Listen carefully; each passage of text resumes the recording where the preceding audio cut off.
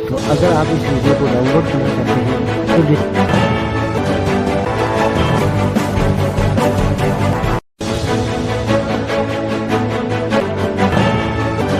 આપ જોઈ રહ્યા છો સનાતન ન્યૂઝ નેટવર્ક જૂનાગઢ અહેવાલ વલ્લભભાઈ પરમાર 39મી અખિલ ગુજરાત આરોહણ અવરોહણ સ્પર્ધાનો વહેલી સવારે ફ્લેગ ઓફ શુભારંભ કરાવ્યો હતો।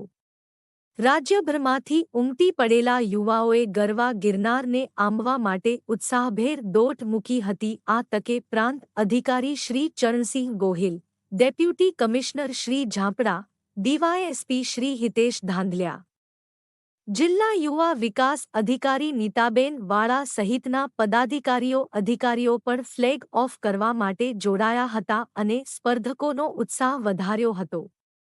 સ્પર્ધામાં ભાગ લીધો છે એનો પણ ગૌરવ છે, કારણ કે જે ભાગ લીધો છે એના સ્વાસ્થ્યને ખૂબ જ અનુકૂળ છે અને જે સ્વાસ્થ્ય સારું હશે તેમની બુદ્ધિ પણ એટલી બધી તેજ રહી। આજની આ સ્પર્ધામાં 1200 થી પણ વધારે ખેલાડી ભાઈ અને બહેનોએ ભાગ લીધો અને રાજ્યમાંથી 22 અલગ અલગ જિલ્લાઓમાંથી ખેલાડીઓ અહીંયા ઉતરી આવ્યા અને ખૂબ કઠિન કામ છે અને આ કામ માટે ખાલી શારીરિક ક્ષમતા નહીં પણ હું અભિનંદન આપું છું તમારી માનસિક ક્ષમતાને। બાકી ઘણા લોકો નીચેથી ઉપર ખાલી નજર ફેરવે એમાં જ હિંમત આવી જાય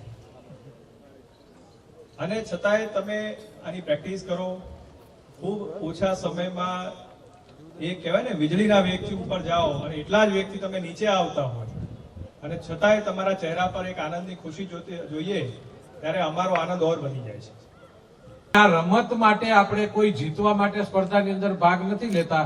જીતવું એ લક્ષ્ય છે પણ રમવું એ આપણી ફરજ છે। એ તમે કામ કર્યું છે અને કલેક્ટરશ્રીએ કીધું ને હમણાં કે ખૂબ સારી રીતે આવનાર દિવસની અંદર આ દેશનું સ્પોર્ટ્સની અંદર ભાવિ ખૂબ ઉજળું છે પણ આ દેશને આ યુવાનોને કોઈ નેતૃત્વ કે કોઈ દિશા નથી। આ દેશના પ્રધાનમંત્રી આદરણીય નરેન્દ્રભાઈ મોદીએ ખેલ મહાકુંભ કરી સમગ્ર ગુજરાત અને વિશ્વને રમતું કરવાનું કામ જો કોઈએ કર્યું હોય તો એ નરેન્દ્રભાઈ કર્યું છે કે એમાં મારા દેશનો 14-12 વર્ષનો બાળક હોય કે 90 વર્ષના વૃદ્ધો હોય। મારું નામ મિલિંદભાઈ કોટડિયા છે। હું અત્યારે માંગરોળ તાલુકાનું દીવરાણા ગામ છે ત્યાં પીડી શાહ શાળા સંકુલ એમાં હું આચાર્ય તરીકે ફરજ બજાવું છું અને આમ તો મારો વિષય તો ગણિત છે પણ મારા પપ્પાને વિષય રમતગમત હોય એટલે મને આ વિષયમાં બહુ શોખ છે। લગભગ 7 વર્ષથી હું આ આરોહણ અવરોહણ સ્પર્ધામાં પ્રથમ નંબર જ મેળવું છું। આ 8મા વર્ષે મારી રાજ્ય કક્ષાની સ્પર્ધા છે અને 39મી જ્યારે ગિરનાર આરોહણ અવરોહણ સ્પર્ધા 8મા વર્ષે યોજાણી છે તો એમાં મારી શાળામાંથી 10 બહેનોએ ભાગ લીધો હતો તો 1 થી 10માં 9 બહેનોએ નંબર મેળવ્યો છે અને લગભગ તો મને ખ્યાલ નથી કે 39 વર્ષની અંદર એવો કોઈ ઇતિહાસ રચાણો હોય એટલે એક પ્રકારે અમે ઇતિહાસ રચી દીધો છે। આ ઇતિહાસ રચવા પાછળ મારી શાળાના તમામ કર્મચારીઓનો મારી સાથે એક મોટું યોગદાન પણ રહેલું છે। આની પાછળ અમે ખૂબ મહેનત પણ કરીએ છીએ અને મહેનતની જો હું વાત કરું તો હું ખુદ સવારે 4 વાગે શાળાએ પહોંચી જાઉં છું અને ત્યારબાદ શાળાએ આ બધી પ્રવૃત્તિઓ શરૂઆતમાં રનિંગ કરાવીએ છીએ। એની અંદર વિવિધ પ્રકારની એક્સરસાઇઝો થાય છે।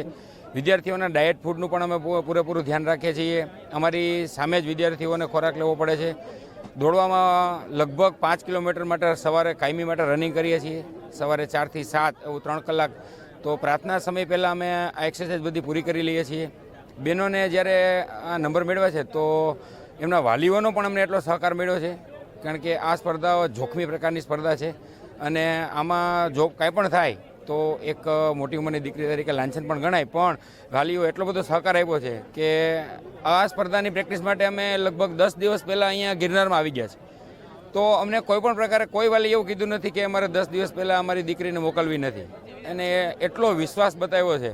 અને મારા ખુદ ટ્રસ્ટી છે ચેતનભાઈ પંડ્યા અને મારા સુપરવાઇઝર છે સંદીપભાઈ કોડિયાતર। તો આ બંને ખાસ એટલો સહકાર આપી દીધો છે કે કોઈ પણ પ્રકારનો ખર્ચો થાય તમે મહેનત કરો અને પરિણામ તમને મળશે જ। અને મેં પણ વિદ્યાર્થીઓને બહેનોને બધું કીધું હતું કે આપણે એક વખત તો આ એવો માહોલ બનાવી દેવો છે કે જ્યાં દીવરાણા સ્કૂલ આખા રાજ્યમાં ચર્ચાનો વિષય બની જાય અને શાળાની અંદર શ્રેષ્ઠ શાળામાં એવોર્ડ લેવાની મારી એક ઈચ્છા છે। તો મને લાગે છે કે આ તો હજી અમારું એક નાનકડું સોપાન છે। સમુદ્રના કિનારે વીણેલા છીપલા જેવું છે અને સામે એક દરિયો આખો અપાર બાકી છે। તો આવતા મહિને ફેબ્રુઆરી મહિનામાં જ્યારે નેશનલ ઇવેન્ટ થાય ત્યારે મારી શાળાની આ તમામ બહેનો છે એ આ જ પરિસ્થિતિમાં આ જ કેડરમાં નંબર મેળવે એવી મારી એક ઈચ્છા છે. અને આ માટે હું મારા ટ્રસ્ટી ચેતનભાઈ પંડ્યા, દીવરાણા ગામ, આજુબાજુના જે ગામમાંથી આવતા વિદ્યાર્થીઓ, તમામ વિદ્યાર્થીઓના વાલીઓ, મારો સ્ટાફ, આ બધાએ જે મદદ કરી એના માટે હું ખૂબ ખૂબ આભારી છું. મારું નામ પરમાર ધ્રુવ છે. હું માંગરોળથી આવું છું. અત્રે 2024-25 ગિરનાર આરોહણ અવરોહણ સ્પર્ધા કોમ્પિટિશન દર વર્ષે યોજવામાં આવે છે. એમાં હું ત્રીજી વખત એટલે કે 3 વર્ષ સુધી આ મારું ત્રીજું વર્ષ છે કે પાર્ટિસિપેટ કર્યું છે. અને આમાં 5500ની બોયઝ માટે 5500ની જે પ્રતિયોગિતા હોય અને 2 કલાકની અંદર પૂર્ણ કરવામાં આવે છે. એમાં ઘણા સ્પર્ધકો ઘણા અલગ અલગ ગામથી બિલોંગ કરે છે અને તેઓ પાર્ટિસિપેટ કરે છે. અને આમાં અમને આખા રસ્તે પૂરો સહયોગ અને સપોર્ટ મળે છે. પોલીસનો પણ વધારે સપોર્ટ મળે છે, કેમ કે કોઈ પણને જાનહાનિ થાય રસ્તામાં તો એ લોકો મદદરૂપ થઈને અમને પહોંચાડે છે. પ્લસ કે મેડિકલ માટે પણ અમારા માટે બહુ યોગ્ય છે. અને નીચે મેડિકલ કંઈ પણ ખર્ચ આવે તો પણ એ લોકો તાત્કાલિક અમારા માટે ઊભા રહી જાય છે. અને અમે વહેલી સવારે જે કોમ્પિટિશન ચાલુ થાય એટલે વહેલી સવારે બધા પાર્ટિસિપેન્ટ માટે તૈયાર થઈ જાય છે અને ફૂલ જોશથી કોમ્પિટિશનમાં ભાગ લઈએ છીએ. અને ફૂલ જુસ્સોથી અમને એમ થાય કે નહીં અમે પાર કરી જ લેશું. એવું દર વખતે અમે આવીએ છીએ, પણ એવું નહીં, ઘણા લોકો પાસ પણ થાય છે અને ઘણા લોકોની પ્રેક્ટિસ પ્રમાણે એ લોકોનો નંબર પણ આવે છે. तो अगर आप इस वीडियो को डाउनलोड करना चाहते हैं तो